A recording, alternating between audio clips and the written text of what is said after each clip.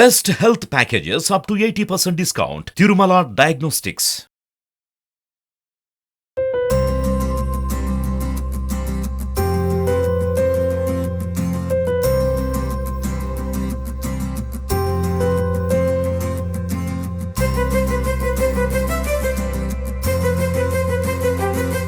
నమస్తే రమగారు, సంక్రాంతి పండుగ శుభాకాంక్షలు. నమస్తే జయ, సంక్రాంతి పండుగ శుభాకాంక్షలు.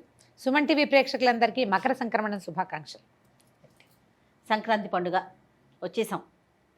భోగి గురించి మనం ఆల్రెడీ ఒక వీడియోలో మాట్లాడుకున్నాం రమగారు. మరి సంక్రాంతి పండుగ యొక్క విశిష్టత ఈరోజు ఏంటి, ఎలాంటి విధి విధానాలు అవలంబించాలి, ఎలాంటి దేవతార్చన చేయాలి, పూజలు పునస్కారాలు ఏం చేయాలి, ఏం వండుకు తినాలి, ఎలా అంటే గాలిపటాలను ఎగరేసుకోవాలి, ఇవన్నీ కూడా మనకి సంక్రాంతే కదా రమగారు.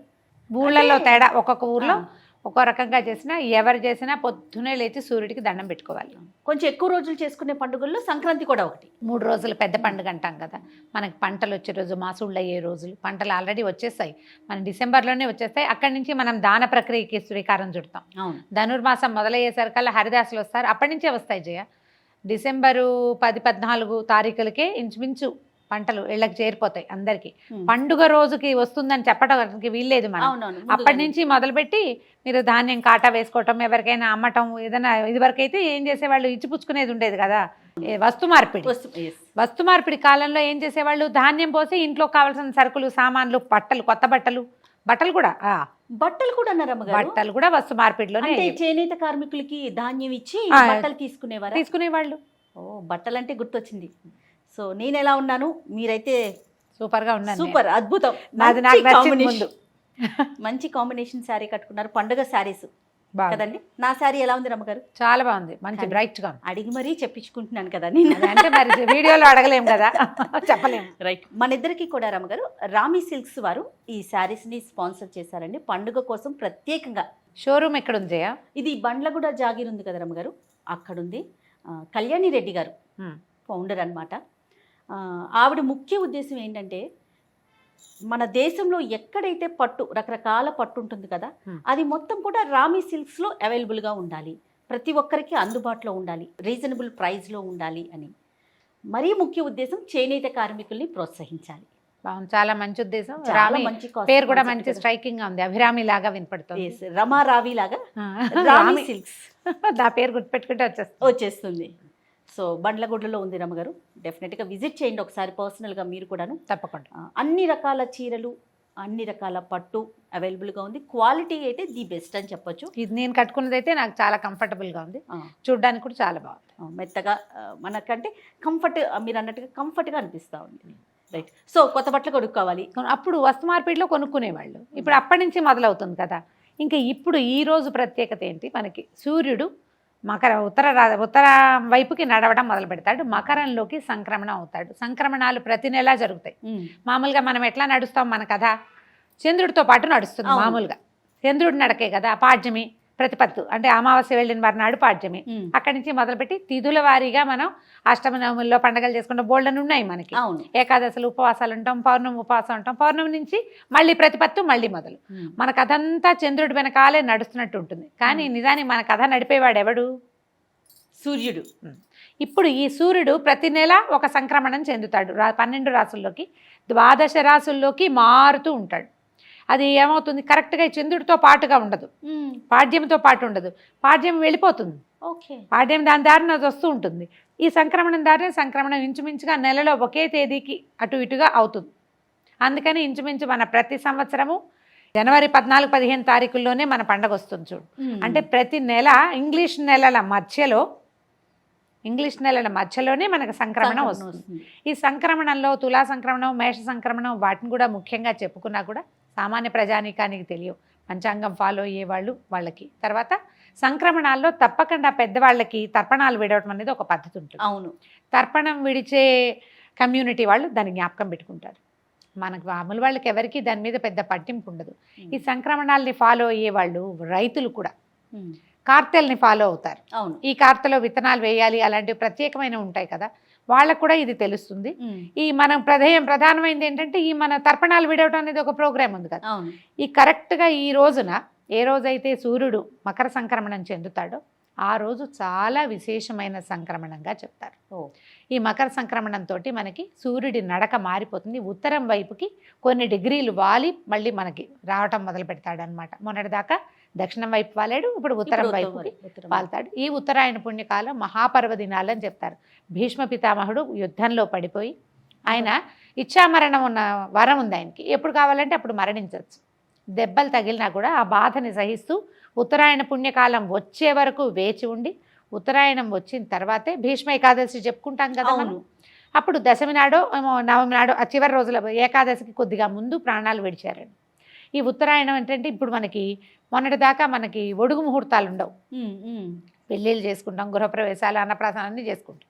కానీ యజ్ఞోపవీతం వేయడానికి ముహూర్తాలు మాత్రం ఉత్తరాయణంలో మాత్రమే ఒడుగులు చేయాలి. ఉపనయన క్రియలు దక్షిణాయనంలో చేయకూడదు. ఇప్పుడు ఇది రాగానే ఇక్కడి నుంచి ఒడుగు ముహూర్తాలు అవి కనపడతాయి అనమాట. ఒడుగులు చేసుకునే వాళ్ళు అందరూ కాదు, కొద్దిమందే చేసుకుంటారు. అవునవును. ఒడుగులు చేసుకునే వాళ్ళ సంగతి పక్కకు పెడితే మనందరికీ కూడా ఇది దేవతలు మెలకువగా ఉండే కాలం. సంవత్సరంలో 6 నెలలు దేవతలు పడుకుంటారు.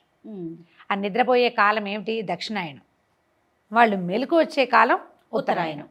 ఇప్పుడు దేవతలు సుప్రసన్నంగా ఉంటారు, చిన్న చిన్న పూజలు కూడా ఫలిస్తాయి. సింపుల్గా దాన ప్రక్రియ ఫలిస్తుంది, చిన్న దానం కూడా పనిచేస్తుంది. మనం అందుకని ఈ ఉత్తరాయణ కాలంలో ఏంటంటే పైగా ఏంటి వెదర్ ఒకటి మారిపోతుంది, వాతావరణం పూర్తిగా మారుతుంది కదా. సూర్యుడు తేజరిల్లుతాడు, మాఘం వచ్చేసరికి ఇంకా చురుకెక్కుతాడు. ఇప్పుడు ఇక మొదలు పెడతాడు అనమాట. వెచ్చదనం మొదలవుతుంది, మనకి చలి తగ్గిపోతుంది. చాలా ప్రాంతాలు మనకి హైదరాబాద్ అయితే జనవరి 15-18 తారీఖులు వచ్చేసరికల్లా మెల్లిగా ఎండ చురుకు అనిపించడం మొదలవుతుంది, పొద్దు నిలబడుతుంది. ఆ పొద్దు నిలవటం ఈ రోజు నుంచి స్టార్ట్ అవుతుంది. ఈ రోజున మనం చేయాల్సింది ఏంటంటే మహాపర్వదినం కాబట్టి దేవాలయ దర్శనం చాలా మంచిది. దేవాలయాలు హడావిడిగా ఉంటాయి, ఇంట్లో దీపారాధన ఎలాంటి దేవాలయాలు రమ్మగారు? విష్ణువాలయాలు చాలా మంచివి చేయగలిగితే, శివాలయాలు, అమ్మవారి ఆలయాలు, వినాయకుడు, కుమారస్వామి, మన అందుబాటులో ఏదైనా ఒకటి దేవాలయం అనగానే ఫలానా దైవ సన్నిధి ఆ ముఖం ఉన్నవాడే మనని ఉద్ధరిస్తాడని భావించకూడదు. ఆ స్వరూపంలో ఉన్నటువంటి పరంజ్యోతి ఆయన మనకి అనుగ్రహిస్తాడు. మన ఇంటి దగ్గర ఏది ఉంటే అది, అవకాశం ఉంటే ఎక్కడికైనా వెళ్ళొచ్చు. అంతే. ఓ సంవత్సరం మేము ద్వారక వెళ్ళాం. మేమేమనుకున్నాం తెలుసా, నిజంగా ఇప్పుడు చెప్పాలనిపిస్తుంది నాకు. సంక్రాంతి పండుగ మనకి చాలా ఇంపార్టెంట్. అవును, తెలుగు వాళ్ళకి పొంగల్ అని తమిళియన్స్ కూడా చేస్తారు. నార్త్ ఇండియాలో ఏముంటుంది అనుకున్నాం మేము, ద్వారకలో ఏమి ఉండదు అనుకున్నాం. ఉత్తరాయణ పుణ్యకాలమట. అసలు ఎట్లా ఉన్నారంటే ముందు రోజు భోగినాడు 25 మంది ఉన్నారు ద్వారకా దేవాలయంలో. మర్నాడు పొద్దున సంక్రాంతి రోజు పొద్దున్నే లేచి మేము బస చేసిన చోటు నుంచి దేవాలయానికి వెళ్తే ఇసకేస్తే రాలరు. ఉత్తరాయణ పుణ్యకాలయంలో కృష్ణ భగవానుని దర్శనం అత్యద్భుతమైందని మొత్తం ఆ దేవాలయం నుంచి బయట అన్ని సందుల్లోకి క్యూలు ఉన్నాయి. అంతమంది ఉన్నారు. అన్ని చోట్ల ఉత్తరాయణం పుణ్యకాలమే. మనకి వాళ్ళకి తిథులు తేడా ఉన్నప్పటికీ వాళ్ళకి పౌర్ణమితో మొదలయ్యే వాళ్ళు కూడా ఉంటారు. అయినా సరే ఉత్తరాయణం పుణ్యకాలమే ఎవరికైనా సరే. ఏదో ఒక దేవాలయ దర్శనం చేయండి. తర్వాత నువ్వులు దానం చేయటం, కూష్మాండ దానం, గుమ్మడికాయ దానం చేస్తే భూదానం చేసిన ఫలితం వస్తుంది. చాలా రకాల దానాలు ఎవరెవరి ఇళ్లలో ఏ ఉంటే అలవాటుని బట్టి. కొన్ని ప్రాంతాల్లో ఏం చేస్తారంటే ధార పోసుకోవటం అంటారు, పసుపు కుంకుమ, తర్వాత ఏమో మన ఖర్జూర పళ్ళు, పటిక బెల్లము, అలాంటివి ఎవరికైనా ఇవ్వటం, ముత్తైదువులకి ఇవ్వటం, పూజ చేసుకోవటము, ఇవి ఇచ్చేసేయటము. తాంబూలాలు ఇచ్చే పద్ధతి ఉంటుంది కదా మనకి. తాంబూలాలు మనకి బొమ్మలు పెట్టుకున్నాం అనుకో, భోగినాడు భోగి పేరెంటం చేస్తాం. సంక్రాంతి పండగ రోజున విశేషమైన బొమ్మల పేరెంటం చేస్తారు. పండుగ రోజు పేరెంటం చాలా మంచిది. ఇప్పుడు పేరెంటం అనగానే ఏం చేస్తాం, ఊరికే హాయ్ అని పంపించాం, స్వీటు హార్ట్ కూడా పెట్టాం. స్వీట్ హార్ట్లు పెట్టేది కాదు, బొట్టు పసుపు ఇస్తాం. వాళ్ళకి తాంబూలం ఇవ్వటం. ఈ తాంబూలంలో ముఖ్యంగా పసుపు కుంకుమ, తర్వాత చిమ్మిరి, నువ్వుల లడ్డులు, మన జీడీలు చేస్తారు చూడు, నువ్వుల చిక్కి. ఇప్పుడు మామూలుగా అయితే నువ్వులు ఒకళ్ళ చేతి నుంచి ఒకళ్ళు తీసుకోకూడదు. అవును, దాన ప్రక్రియ కింద వస్తుంది, అది మంచిది కాదంటారు. కానీ తీపి పదార్థంగా దాన్ని టర్న్ చేసి మనం లడ్డూలో లేకపోతే ఏదైనా ఉండలో అలా చేసిస్తే వాటిని పంచిపెట్టుకోవచ్చు. ఎవరికైనా నువ్వులే దానం చేయగలిగి అవకాశం ఉంటే మంచిది. లేకపోయినా మనం ఇట్లా పేరెంటాల్లో ముత్తైదువులకి అలా పంచిపెట్టినా కూడా విశేషమైన ఫలితం లభిస్తుంది. నోరు తీపి చేసుకోవటం, ఈ నువ్వులు తర్వాత అందులో వేసేటువంటి బెల్లము, వీటన్నిట్లలో ఏంటంటే మనకి శరీరంలో ఉష్ణాన్ని పెంచే శక్తి ఉంటుంది వాటికి. నువ్వులు హీట్ కదా మనం చెప్పుకుంటాం. ఇప్పుడు తినాలి ఈ కాలంలో, చలి నుంచి బయటకు వచ్చేస్తాము, ఒంట్లో జీవశక్తి పెరుగుతుంది.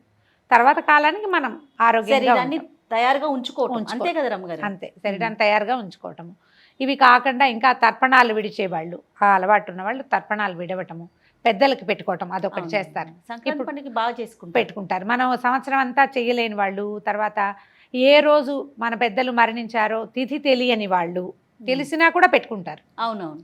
తిథులు తెలీదు, డేట్లే తెలుసు, వాళ్ళు కూడా మహాలయ పక్షాల్లో చేయలేకపోయిన వాళ్ళు ఈ రోజున పెద్దవాళ్ళకి పెట్టుకోవటం. ఈ సంక్రమణ కాలంలో ఏంటంటే పితృదేవతల ఆరాధనకి మంచిది, దైవారాధన మంచిది, సూర్యారాధన మంచిది. ఏమీ చేయము, చుట్టుపక్కల వాళ్ళందరితో స్నేహంగా ఉంటాం, అది కూడా మంచిది. అది మంచిది, స్నేహాన్ని పెంచుకోవటం.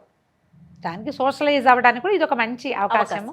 ఎవరెవరి ఇళ్లలో ఎలాంటి పద్ధతులు ఉంటే అలాంటివి, ఇళ్ళ వాకిళ్లలో తోరణాలు కట్టుకోవటము, పిల్లలు కొత్త బట్టలు ధరింపజేయటం, ఎవరికైనా వస్త్రదానం చేయటం, కంబళ్ళు లాంటివి దానం ఇవ్వటం. పాత బట్ట మాత్రం ఇవ్వకుండా కొత్త బట్టలు, కొత్తది ఇస్తే మంచిది. ఇది పండుగ రోజు కాబట్టి కొత్తది ఇస్తే మనకి పుడుతుంది, ఇచ్చింది పుడుతుందని చెప్తారు శాస్త్రం. అది మనం ఎంత ఇస్తామో అంత వస్తుంది మనకి, ఇచ్చేయాలి, ఇవ్వడం. ఇక రకరకాలు ఎవరెవరి ఊళ్ళలో, కొందరు ఊళ్ళలో ఏమో ఇవి చేస్తారు, మన కైట్స్ ఎగరేసుకోవడం, గాలిపటాలు ఎగరేయడం, గాలిపటాలు ఎగరేస్తారు, స్నేహితుల్ని కలుస్తారు. కొత్త అల్లులకి మంచి పండుగ, అల్లుళ్ళు పెద్ద పండుగ కాబట్టి కొన్ని ప్రాంతాల్లో కోడి పందాలు అవి వ్యవహారాలు చాలా నడుస్తాయి కదా. కోడి పందాలు నడుస్తాయి, ఎడ్ల పందాలు వేస్తారు, గొర్రె పొట్టేళ్లతోటి పందాలు వేసుకుంటారు. ఈ రోజున సెలవులు ఇస్తారు అందరి ఇళ్లలో, అందరి పని వాళ్ళకి సెలవులే, లేబర్ హాలిడే అంటారు. మా వైపు కూడా సంక్రాంతి రోజున సెలవు ఇచ్చేసేవాళ్ళం. ఓకే. కనుమ నాడు పూర్తి సెలవు, సంక్రాంతి నాడు హాఫ్ డే సెలవు. సాయంత్రం అయ్యేసరికి అందరూ ఏవో కొన్ని పనులు చేసి ఎవరో ఒక బుడ్డాన్ని గేదెల దగ్గర, ఆవుల దగ్గర అటపెట్టి పెద్దవాళ్ళంతా వెళ్ళిపోయేవాళ్ళు.